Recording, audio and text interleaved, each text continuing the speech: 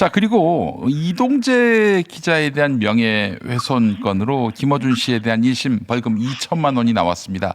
네. 앞서서 오창익 국장님이 2천만 원의 벌금은 상당히 세다 이렇게 이야기하던데 법률가의 눈에서 봤을 때 이번 김어준 1심 판결 어떻게 보고 계십니까? 일단 명예훼손으로 2천만 원 나온 건 거의 처음 보는 것 같습니다. 그래요.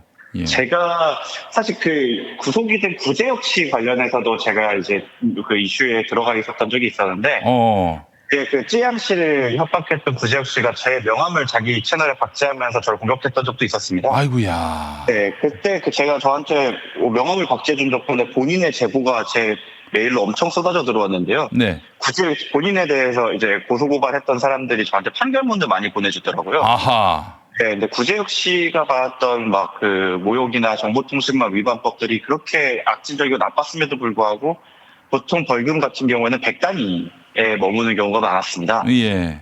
근데 이렇게 2천만 원이 나왔다는 것은 여러 가지 요소가 아마 들어가 있을 것 같은데, 첫 번째로 전파성이 워낙 강하다. 워낙 뭐 한때는 유튜브에서 제일 많은 뭐 실시간 접속자를 자랑했을 뿐 아니라 뭐 매일매일 방송하는데도 불구하고 100만 단위가 보고 있는 방송에서 그거를 유지했다는 점과 이미 그 법원을 통해서 확정된 허위 사실인 게 확정이 됐음에도 불구하고 그것을 계속 게시했다는 점에서는 당연히 죄질의 크기가 크다고 생각할 수밖에 없는 부분이 있을 것 같습니다. 네. 그리고 두 번째로는 아마 그 수사나 재판 단계에서의 보인 태도 때문일 것 같은데요.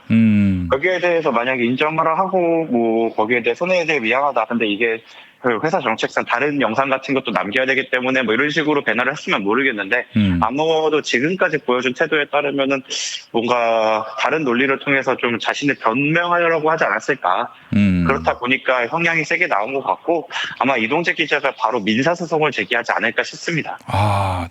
대략 얼마쯤 이렇게 배상이 나올까요? 이 정도면?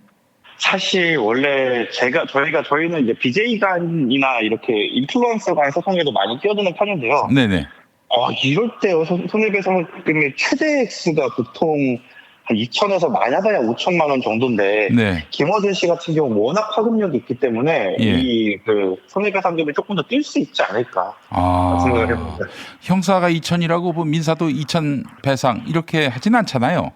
그렇죠. 손해는 예를 들어서 보통 가처분을 걸 때 이 영상을 올리고 있는 것 자체가 나에게 너무 큰 피해라고 가처분을 걸 때 1당 50에서 100만 원 겁니다. 근데 이거 지금 몇 년 동안 아직도 영상이 박제되어 있는 거기 때문에 뭐 보수적으로 잡아도 1당 뭐 몇십만 원으로 잡는다고 하더라도 억대가 넘어가는 건 어렵지 않아 보입니다.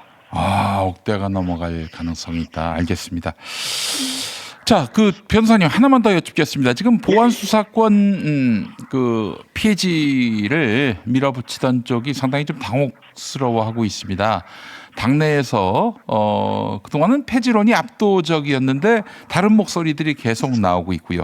그래서 다음 주에 또 정책의총을 열어서 결정하기로 했는데 이 흐름은 고무적입니다. 우리 국민들이 장윤기 건 때문에 많이 걱정하고 계시는데 여당이 이런 민의를 수렴해서 좀 더 숙고를 하자. 지금 이 분위기로 가고 있는 것 같은데, 정청래 전 대표 같은 경우에는 우울하다 이런 표현을 썼습니다. 이거 빨리 밀어붙이고 어떻게든 닥치고 입법해야 되는데 이게 제동이 걸려서 우울하다 이렇게 얘기를 했는데, 이거 어떻게 보셨어요? 일단은 의총에서도 이게 당론이 아니었다라는 다시 결론이 나왔죠. 그건 굉장히 충격적인 얘기예요, 그 얘기가. 지금까지 거기에 대해 반대되는 의견을 내지 못했다는 거에 가깝습니다. 사실상 자유로운 토론이 불가능한 분위기를 만들어 놓고 다 나한테 반대하는 사람 없지? 그럼 이거 당론이다라는 식으로 밀어붙였다고 보여집니다. 실제로 저희가 뭐 방송이나 이런 통해서 만나는 의원님들 같은 경우에는 부작용을 우려하시는 분들이 있었는데 함부로 입 밖에 내지를 못했거든요. 그만큼 약간 그 좌표찍기나 찍어 누르기 정도의 압박이 있지 않았나.